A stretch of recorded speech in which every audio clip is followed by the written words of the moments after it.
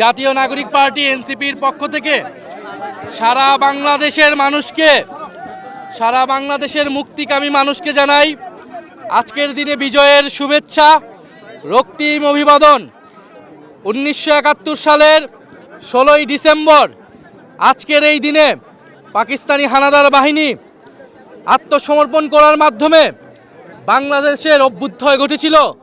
স্বাধীন বাংলাদেশের মানুষেরা সাম্য, মানবিক মর্যাদা এবং সামাজিক সুবিচার নিয়ে বাঁচার সংকল্প করেছিল। বন্ধুগণ, এই ভূখণ্ডের মানুষ যুগ যুগ ধরে লড়াই করেছে স্বাধীনতার জন্য, নিজের মানবিক মর্যাদার জন্য, সার্বভৌমত্বের জন্য।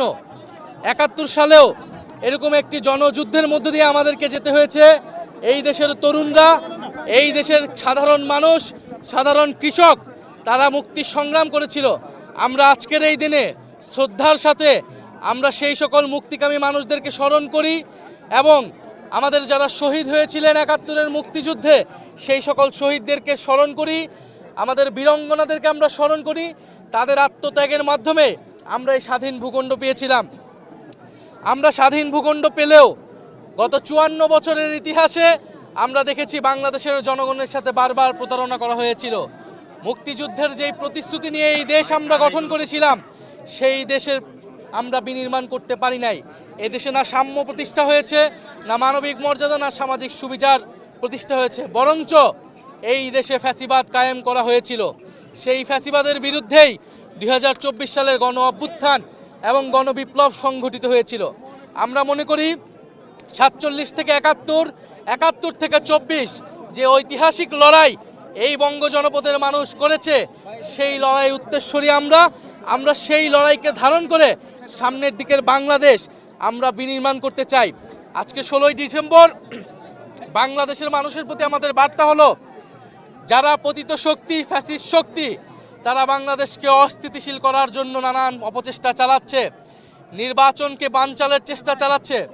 বাংলাদেশের মানুষ এখন চাই স্থিতিশীলতা, আইন শৃঙ্খলার স্বাভাবিক পরিবেশ।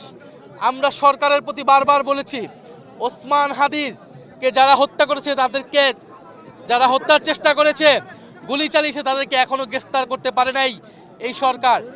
আমাদেরকে আমাদের নিরাপত্তা নিজেদেরকেই নিশ্চিত করতে হবে।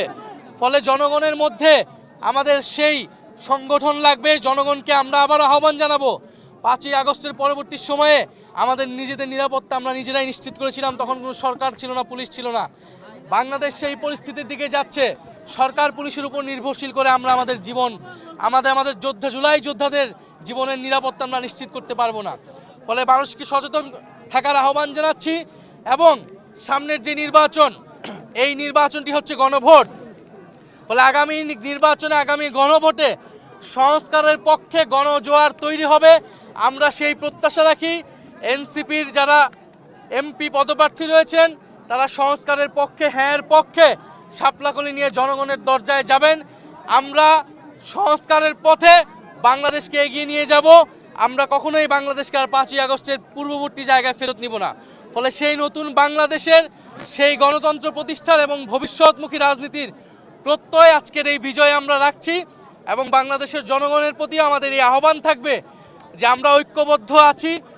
71-এর দালালদের বিরুদ্ধে, 24-এর দালালদের বিরুদ্ধে আমরা বাংলাদেশের জনগণ, বাংলাদেশের তরুণরা ঐক্যবদ্ধ আছি। সামনের বাংলাদেশ আমাদের বিজয় আসবে।